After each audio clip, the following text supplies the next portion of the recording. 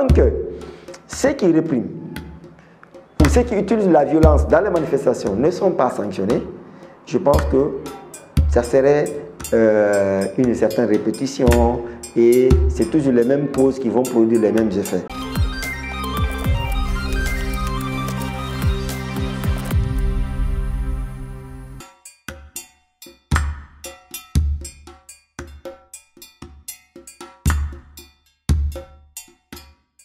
J'ai été arrêté le 7 avril 2020 alors que je me rendais au bureau pour aller continuer à travailler sur les questions des FNDC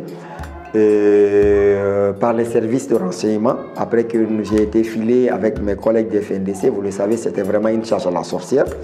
D'autres étaient déjà partis en prison libérés, certains étaient encore en prison et on cherchait d'autres leaders. Moi, c'est dans cette situation que j'étais arrêté.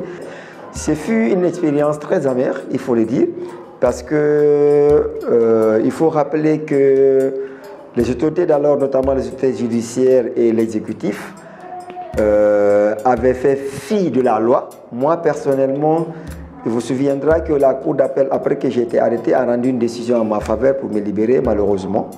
Le président de la République a instruit le ministre de la Justice, qui a instruit le procureur de la Cour d'appel de Conakry de ne pas me libérer. Donc, je suis resté en prison pendant 4 mois. Une décision du juge de référé du tribunal de Kaloum, qui a constaté l'aspect illégal de ma détention, a mis en demeure le directeur national de l'administration pénitentiaire, qui a mis en demeure le procureur de la Cour d'appel et qui a mis en demeure également le directeur de la maison centrale de me libérer. Ils ne m'ont pas libéré. Je suis resté 7 mois en prison, 7 mois et quelques semaines. J'ai été renvoyé devant la cour, le tribunal de Dixine. J'ai été condamné, malgré qu'il n'y avait aucune charge retenue contre moi. C'était, vous le savez, c'était un procès expéditif. Et à 1 an de prison, donc 7 mois ferme et 4 mois de sursis. Et difficilement je suis sorti de là, il faut le préciser, parce que le procureur du tribunal de Dixine avait fait appel de la décision et a instruit le directeur de la maison centrale de me maintenir en prison. Malheureusement, ce monsieur a estimé juste qu'il fallait me libérer en attendant que le procès n'ait lieu. Et puis voilà comment je me suis tiré de la prison et je n'avais aucun choix que l'exil.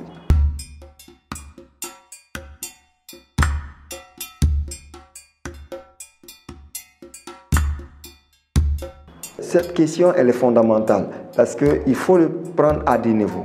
Il y a le niveau institutionnel, il y a le niveau juridique, en fait textuel, je vais dire.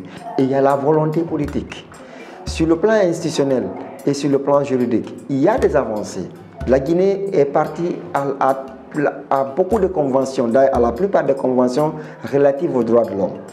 Le protocole additionnel sur les droits civils et politiques, que c'est encore des institutions comme l'IDH. Donc la Guinée a souscrit.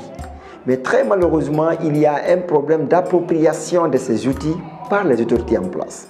Parce que la répression vient du gouvernement, vient de ceux qui sont en train de gouverner, ceux qui sont en train de gérer, qui n'arrivent pas à concevoir que dans une démocratie, il doit y avoir des manifestations.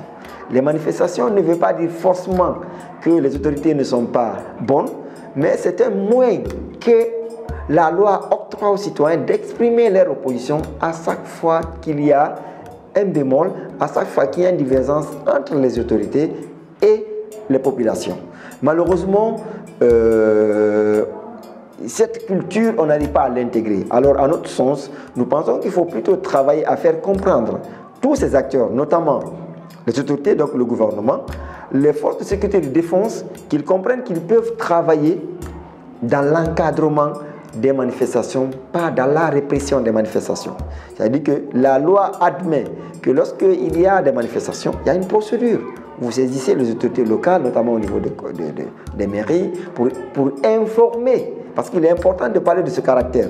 Parce que jusqu'à présent, les autorités guinéennes pensent au caractère d'autorisation, alors que la loi a évolué. Nous sommes dans le caractère, dans l'aspect information, pas dans l'aspect autorisation. Nous pensons donc qu'il est important qu'il y ait un dialogue, un cadre de concertation pour partager déjà ces outils juridiques, les instruments juridiques existants, pour pouvoir définir le rôle des uns et des autres. C'est là où le rôle de Ablogui, de la société est important, c'est d'aller vers cette force de sécurité et de défense qui seront amenés éventuellement à intervenir pour les aider à pouvoir circonscrire les rôles dans ce combat.